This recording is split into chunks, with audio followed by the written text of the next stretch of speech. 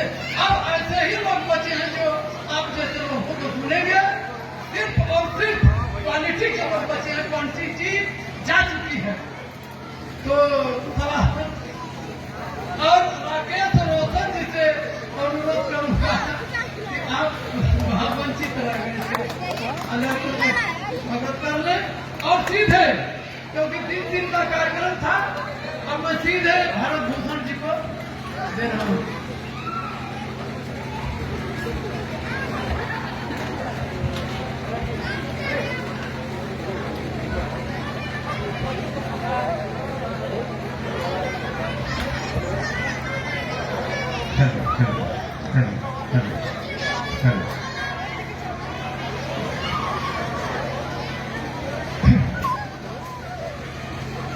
आज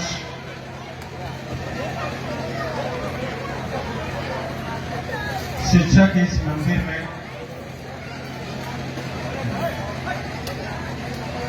जितने भी महान विभूतियां उपस्थित हैं और आज ये आयोजन जिस तरीके का था और जिस क्षेत्र का प्रतिनिधित्व समाज में शैक्षिक रूप से करता है,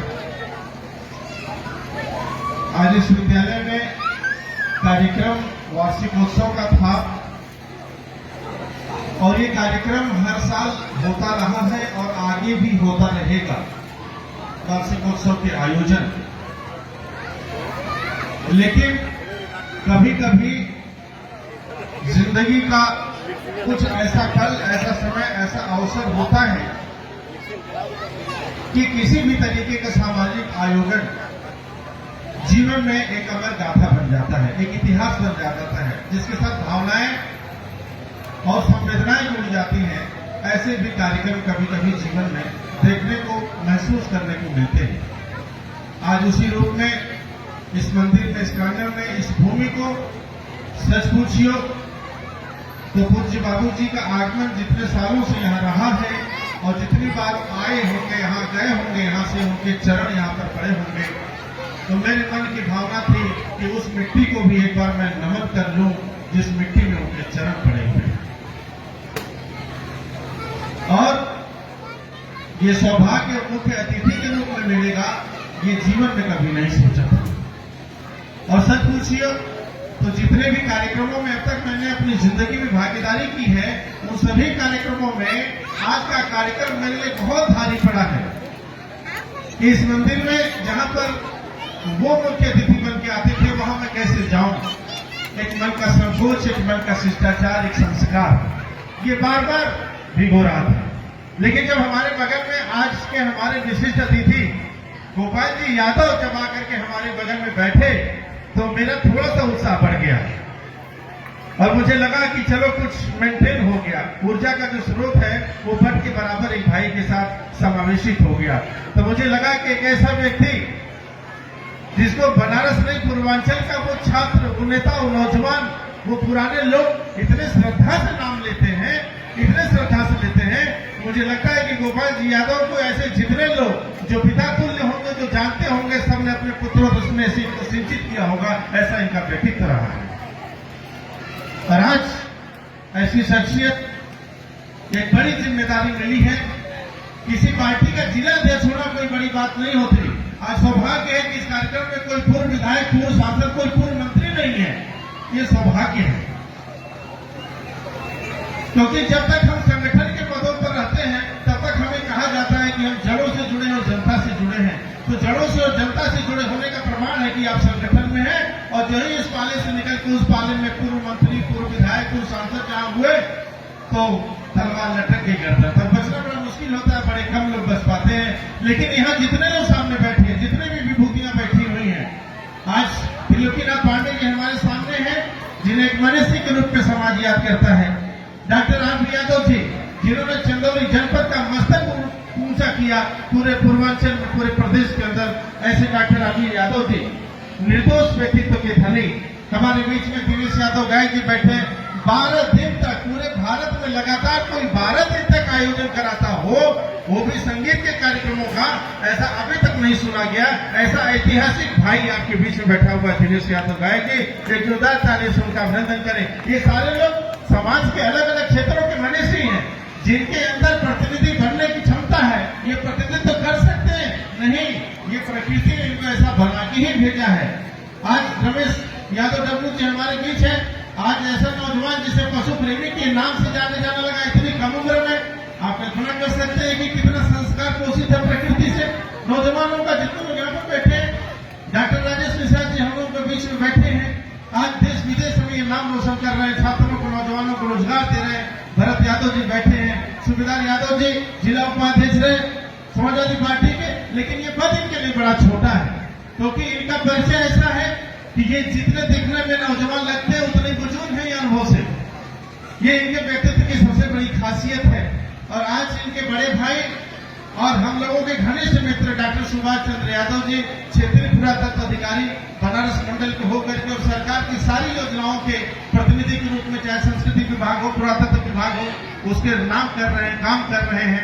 इतना बड़ा सम्मान बढ़ा रहे हैं डॉक्टर सुभाष चंद्र यादव जी। आप उनके छोटे भाई भी हैं। इस तरीके की समृद्धशाली परंपरा के लोग मनोज यादव कोनिया जी हम लोगों के बीच में यहाँ पर बैठे हुए हैं। बिहार और उत्तर प्रदेश की भूमि को नापते रहते हैं। एक ये रहते हैं कैलाश विश्वकर्मा जी हैं। भोलेनाथ की भजन तो बहुत सुना है भाई ने, अभी तो चले गए, लेकिन साक्षात कैलाश यहाँ पर है। और कैलाश और भगवान शंकर का जो उपनाम है वो आशुतोष जी हम लोगों के बीच में छोटे भाई हैं, इनका भी हार्दिक अभिनंदन है। और दो ऐसे भाई जिनका दोनों का नाम अगर साथ में लिया जाए तो अधूरापन महसूस होता है, जैसे अनिल यादव और अनिल यदुवंशी, है ना। अगर ये दोनों एक साथ न लिया जाए तो लगता है कि अखिलेश यादव और अनिल यदुवंशी, और अखिलेश अनिल में कोई फर्क ही नहीं रह गया, खत्म हो गया, इसलिए मुंह से भी वो बात निकल जाती है। तो ऐसे भाई जो है हम लोगों के बीच में है और अभी अभी प्रधान बने हैं अनिल जी, इनका बहुत बहुत स्वागत है। हम लोगों के बीच में एक ऐसी शख्सियत बैठे हुए हैं जिनके बारे में अगर मैं आपको बताऊंगा तो या तो आप हंसेंगे या तो ये कहेंगे कोई प्रायोजित कार्यक्रम तो नहीं चल रहा है, लेकिन कहना तो पड़ेगा क्योंकि मजबूरी है। आज हम लोगों के बीच में चंदौली की जनपद से सैयद सरफराज पहलवान जी चल करके आए हैं। और आप ध्यान दीजिएगा कि इनके नाम में पहलवान लगा हुआ है। और जितने लोग पहलवान टाइटल लगाते हो या पहलवान हो, उनसे तो आम आदमी का 36 का आंकड़ा होता है, क्योंकि पहलवान के अगवाड़े भी ठीक नहीं, पिछवाड़े भी ठीक नहीं। तो अब सैयद सरफराज पहलवान के साथ बहुत सारे पद जुड़े, लोकसभा का चुनाव भी लड़ चुके हैं, ये मुस्लिम राष्ट्रीय मंच के संरक्षक भी हैं और सामाजिक कार्यों में भी आगे बढ़े। लेकिन उन्होंने कहा कि हमने जितने भी अपने जीवन में कांड आज के पहले किए हैं उन सारे कांडों की चर्चा नहीं होनी चाहिए। एक मेरे साथ नया कांड घटित हुआ है और उस कांड की चर्चा आप जरूर करिएगा और ये हमारा परिचय लोगों से करवाइएगा। तो मैं विशेष ध्यान आकृष्ट करना चाहता हूँ गोपाल जी यादव भाई का कि इनका परिचय आप जरूर जान लें। इनको ये लगे कि गाजीपुर के जिला अध्यक्ष ने हमारा परिचय जान लिया तो पूरे गाजीपुर जनपद ने इनको जान लिया, चंदौली तो जान ही रहे हैं और बनारस से हम लेके आ रहे हैं। तो आज जो है इनको एक संगठन का राष्ट्रीय अध्यक्ष बनाया गया है और इनको और आज उस संगठन का अनाउंसमेंट करने के लिए उन्होंने कहा और जिस संगठन के राष्ट्रीय अध्यक्ष बने हैं उसका नाम है अखिल भारतीय ससुराल पीड़ित दामाद संघ के राष्ट्रीय अध्यक्ष। ये उस संगठन के राष्ट्रीय अध्यक्ष बने हैं। और मैंने कहा था पहले कि जब इनका नाम बताऊंगा तो इनके नाम के आगे पहलवान लगा और है ये पीड़ित, ये कैसे पहलवान हो मुझे समझ में नहीं आया था। तो ये ऐसे भाई हैं, इनका बहुत बहुत अभिनंदन है। और इनको ये कहा गया था कि माला पहनाने, माले से लाभ देना है, तो माला से लाभ देने का इवेंट तो हो चुका है, बाकी परिचय भी हो गया। इनको तालियों से अभिनंदन करते हैं। और आज इन सारे भाइयों को, अतिथियों को समेटते हुए अपने भाव में एक ऐसा भाई जिसे आज पूर्वांचल की सर्जमी श्री राकेश यादव रोशन के नाम से जानती है। मुझे लगता है हम जितने लोग यहाँ पर आज एकत्रित हैं उसमें रमेश को छोड़ दीजिए तो बाकी सबसे कम उम्र के हैं और जिन्होंने इतने कम उम्र में 4 राजकीय पुरस्कार प्राप्त करने के साथ साथ देश विदेश की, पूर्वांचल की और जिले की तमाम सामाजिक संस्थाओं के माध्यम से इतना अनगिनत सम्मान प्राप्त कर लेना कि डॉक्टर राजू यादव जी को कहना पड़ गया कि आपका नाम बदल करके अब अवार्डी मैन रख दिया जाए, यही आपके लिए उचित होगा।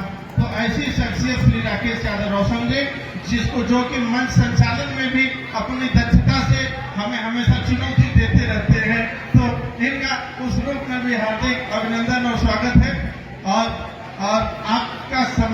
के लिए हम चाहेंगे कि धीरे धीरे मन से पीछे से आते रहिए, तो आपका एक दिल से सम्मान होना चाहिए। और दोस्तों, आज इस विद्यालय परिवार में जिस शख्सियत के सदारत में, जिनके नेतृत्व में, जिनकी इच्छा से और जिनके क्रिएशन की वजह से आज हम लोग यहाँ पर एकत्रित हुए हैं, मुझे लगता है कि हुकुम चंद यादव जी का नाम जब किसी की भी जुबान पर आता है तो हुकुम चंद जी लगाना जरूर पसंद करता है। और शायद इसी जी लगाने के जो व्यक्तित्व के आभामंडल है, उसी से पोषित होकर के अगर आज हुकुम चंद यादव जी और गोपाल जी यादव जी दोनों लोग अगर एक साथ हैं, तो गोपाल जी के साथ मैं देख रहा हूं कि जब से आपका नाम समाज में आया तब से आपके नाम के आगे स्वभावतः जी लगा हुआ है। तो आप तो पहले से जी थे और एक समाज ने जिनको जी बना दिया। आज ये दोनों अगर एक साथ मूर्तियां एकत्रित हैं तो ये कार्यक्रम कोई साधारण कार्यक्रम और छोटा कार्यक्रम नहीं रह जाता। ये रूप है। और इस विद्यालय के एक एक कण से, एक एक मिट्टी से आज बच्चों ने जिस तरीके का कार्यक्रम प्रस्तुत किया, और बार बार आदरणीय हुकुम चंद जी ने बताया कि 27 तारीख को पेपर खत्म होने के बाद मात्र 4 दिन के अंदर ये सारे कार्यक्रम तैयार कराए गए हैं। अगर बच्चों की परिस्थिति 4 दिन के देख करके अगर हम सबने तालियां बजाई हैं, तो आप कल्पना कर सकते हैं कि उन बच्चों के पीछे जिन लोगों ने मेहनत की, जिन शिक्षिकाओं ने, जिन माताओं ने, जिन बहनों ने, जिन अध्यापकों ने ये दिन रात मेहनत किया कि हीरो तो पर्दे पर दिखता है लेकिन डायरेक्टर पर्दे पर नहीं दिखता, उसका नाम दिखता है। इसलिए वो जो निर्देशित किया जिन्होंने, जो इस पूरे कार्यक्रम के निर्देशक हैं, उन माताओं के लिए, शिक्षिकाओं के लिए मैं चाहता हूं कि दिल के अनंत गहराइयों से जोरदार तालियां बजा करके उनका आप अभिनंदन कर दीजिए, उनका स्वागत कर दीजिए।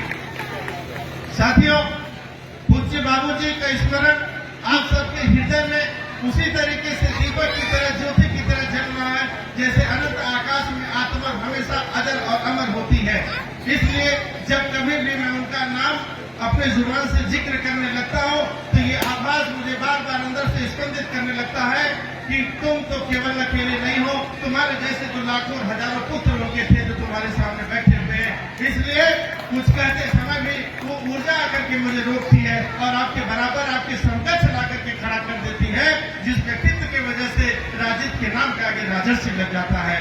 और मैं चाहता हूँ कि हम सब लोग सामाजिक और राजनीतिक गतिविधियों में, व्यापारिक गतिविधियों में जुड़े हुए हैं, लेकिन राजस्व राजिद का जो व्यक्तित्व था, जो उनकी परंपरा थी, जो उनका डीएनए था, उस डीएनए को पोषित करने के लिए आपको सांसद विधायक बनने की जरूरत नहीं है, आपको मंत्री बनने की जरूरत नहीं है। जिनके साथ आपका नाम जुड़ा है, जिनकी छाया आपके साथ जुड़ी हुई है, दुनिया में आप रहें ना न रहें, आपका इतिहास हमेशा अमर रहेगा, क्योंकि आपने उस संस्कार से पोषित किया है अपने आप को, जिसे राजस्व राजिद कहते हैं, जो किसी एक का बाप नहीं था, किसी एक का पिता नहीं था, किसी एक का विधायक नहीं था।